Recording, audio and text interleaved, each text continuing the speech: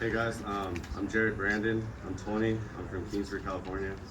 I don't want to say that I grew up in a broken home. My parents were divorced, but that's all I knew. They didn't work out because they weren't living a Christ-centered life. I don't blame my parents for my actions. I want to make that clear. Anyways, I understood who Christ was at a young age.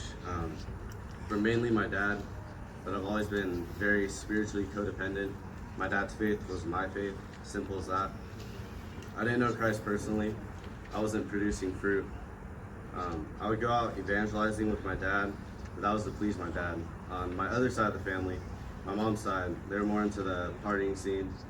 Uh, I always enjoyed the partying instead of being at my dad's. I preferred darkness rather than light. At 13, I started smoking weed. By 16, I started experimenting with psychedelics. During high school, I lived at my dad's. I was trying to hang out with individuals that were true born again believers at Kingsbury High School. The problem with this is that I myself wasn't a true believer. Therefore, I didn't have the same mindset as all those young adults. I didn't belong. I felt fake when I hung out with them because I was fake. I was living for myself, not for Christ. Um,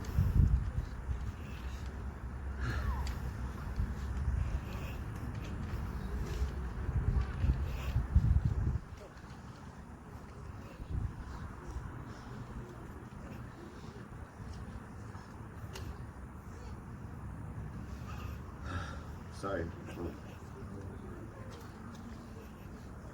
As time went on, I was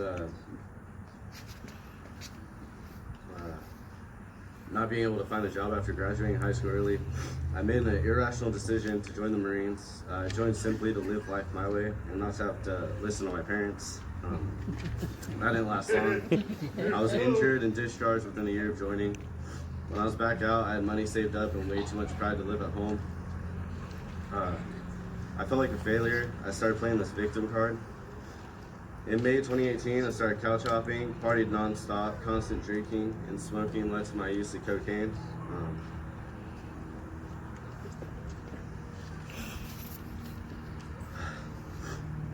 Immediately I was hooked. I spent close to around 10,000 on cocaine, started selling it. Never in my life would I have thought I'd be selling drugs and have such a dependency towards drugs.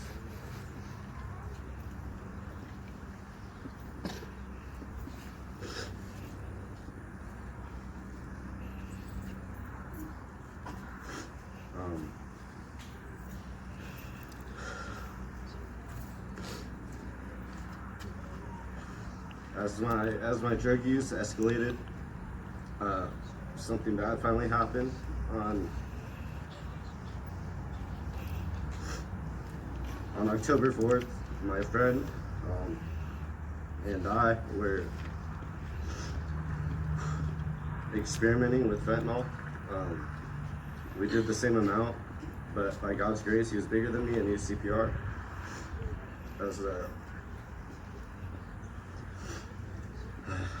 As I was going into a very heavy sleep, which eventually led me to going into cardiac arrest, my friend started doing chest compressions and called 911. I woke up in the hospital, just in and out of consciousness. The nurses and doctors were asking me a bunch of questions. Eventually I was awake and I had family coming in to see me, and all of them were worried sick. I remember my cousin Michaela telling me, "Dude, you died." The only thing I said was, "Oh well, I'm alive now." I was selfish. I now know how close I was to being in hell for eternity.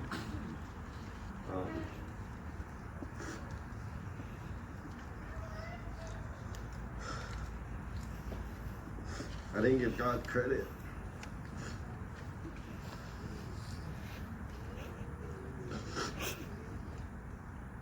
Sorry, guys.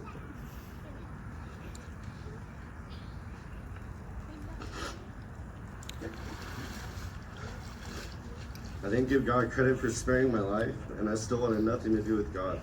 I remember my dad in the hospital room praying for me. Uh-oh. I didn't want him praying for me, I was still running. Eventually, I had nowhere to go. People were sick of me. I was a liability. The only place I could go to was Teen Challenge. On October 7th, on a Sunday, my grandparents, Grandma and Grandpa Brandon, they drove me to Teen Challenge straight from the hospital. Immediately, God started softening my heart through Teen Challenge.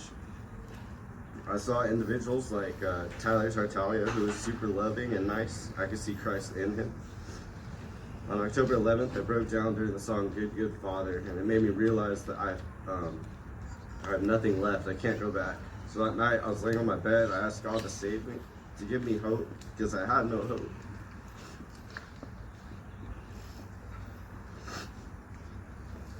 I repented. I asked for forgiveness. I told him that I'm going to trust him. And I felt a burden lifted off my shoulders. I felt comfort. God radically changed me that night. He's been softening my heart since. I don't play that victim card anymore because I have victory in Christ. Christ is my foundation now. 2 Corinthians 5:17 says, "Therefore, if anyone is in Christ, he is a new creation. The old has passed away, behold, the new has come." God has restored my relationship with my family, and I truly just want to be a slave of Christ. I desire to be obedient to Christ, and in obedience, I am being baptized today. Thank you.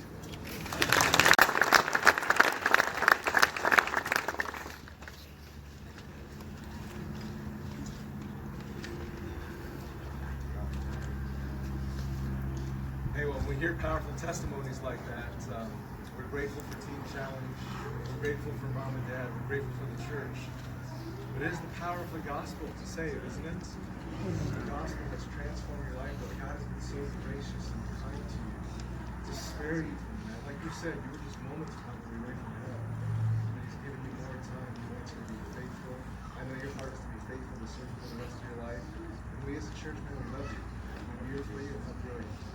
But based on your profession of faith, it is my privilege to baptize you in the name of the Father, Son, and Holy Spirit.